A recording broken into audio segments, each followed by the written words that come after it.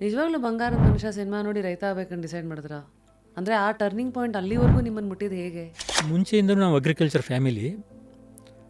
ನಾನು PUC ಓದಬೇಕಾದ್ರೆ ಆ 70ಸಲ್ಲಿ ಡಾಕ್ಟರ್ ರಾಜ್ಕುಮಾರ್ ಅವ್ರದ್ದು ಬಂಗಾರದ ಮನುಷ್ಯ ಪಿಕ್ಚರ್ ಬಂತು. ಅದು ನಾನು ಒಂದು ಸಾರಿ ನೋಡಿದೆ, ಯಾಕೋ ನನಗೆ ಮತ್ತೊಂದು ಸಾರಿ ನೋಡಬೇಕು ಅನ್ನಿಸ್ತು.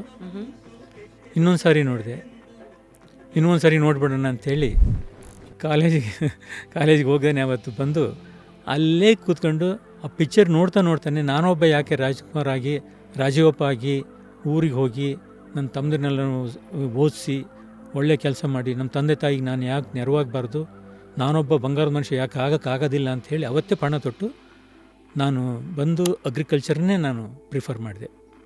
ನಾನು ನೆಕ್ಸ್ಟು ಡಿಗ್ರಿನಲ್ಲಿ BAನಲ್ಲಿ ಕ್ರಿಮಿನಾಲಜಿ, ಸೈಕಾಲಜಿ, ಪೊಲಿಟಿಕಲ್ ಸೈನ್ಸ್ ಓದಿದ್ರೂ ಕೂಡ ನಾನು ಅವತ್ತೂ ಕೂಡ ನಾನು ಅಲ್ಲಿ ಹೇಳಿದ್ದೆ ನಮ್ಮ ಸ್ನೇಹಿತರಿಗೆಲ್ಲ, ಇಲ್ಲ ನಾನು ಅಗ್ರಿಕಲ್ಚರೇ ಹೋಗಿ ಮಾಡೋದು, ನಾನು ಹೋಗಿ ಮನೇಲಿ ನಿಲ್ಲಬೇಕು, ನಾನು ಮನೆಯನ್ನು ಮೇಲೆ ಎತ್ತಬೇಕು ಅನ್ನೋ ತೀರ್ಮಾನ ಮಾಡಿಬಿಟ್ಟಿದ್ದೀನಿ ರಾಮಚಂದ್ರ ಅಂಥೇಳಿ ನಮ್ಮ ಊರವರೆವರು ನಾನು ಕರ್ಕೊಂಡೋಗಿ ಅಲ್ಲಿ ಸೇರಿಸಿದ್ರು. ಆವಾಗ ಗೊಂದಲಗಳು? ಯಾವಾಗ ಗೊಂದಲ, ನಾನು ಅಗ್ರಿಕಲ್ಚರೇ ಮಾಡಬೇಕು ಅಂಥೇಳಿ ಅವರೆಲ್ಲ ಕರ್ಕೊಂಡೋಗಿ ನಾನು ಸೇರಿಸಿದ್ದು ಕ್ರಿಮಿನಾಲಜಿಗೆ. ನೀನು ಬಾ ಫಸ್ಟು ಇದನ್ನು ಡಿಗ್ರಿ ಫೈನಲ್ ಇಯರ್ ಆದ ತಕ್ಷಣ ನಿನಗೆ ಸಬ್ ಇನ್ಸ್ಪೆಕ್ಟರ್ ಕೆಲಸಕ್ಕೆ ಸಿಗ್ತದೆ ಅಂತೇಳಿ ನಾನು ಕರ್ಕೊಂಡೋಗಿ ಸೇರಿಸಿದ್ರು. ನಾನು ಅವತ್ತೇ ಫಸ್ಟ್ ಇಯರ್ ಡಿಗ್ರಿನಲ್ಲಿ ಹೇಳಿದೆ, ನನಗೆ ಯಾವ ಕೆಲಸನೂ ಬೇಡ, ನಾನು ಮಾತ್ರ ಡಿಗ್ರಿ ಆದ ತಕ್ಷಣ ಇವತ್ತೇ ಹೋಗ್ತೀನಿ ಅಂತ ಹೇಳಿದೆ ಅವರಿಗೆ. ಇಲ್ಲ ನಿನಗೆ ಗೊತ್ತಾಗೋದಿಲ್ಲ, ಡಿಗ್ರಿ ಒಂದು ನೀನು ಮಾಡು, ಆಮೇಲೆ ಬೇಕಿದ್ದು ನೀನು ಹೋಗಿ ಎಷ್ಟು ಬೇಕಿರೋ ಮೆಣಸಿನ್ಕಾಯಿ ಬೆಳೆಯೋದು ನೀನು. ಹಿಂಗೆಲ್ಲ ಅಂದಿದ್ರಾ? ಹೌದು.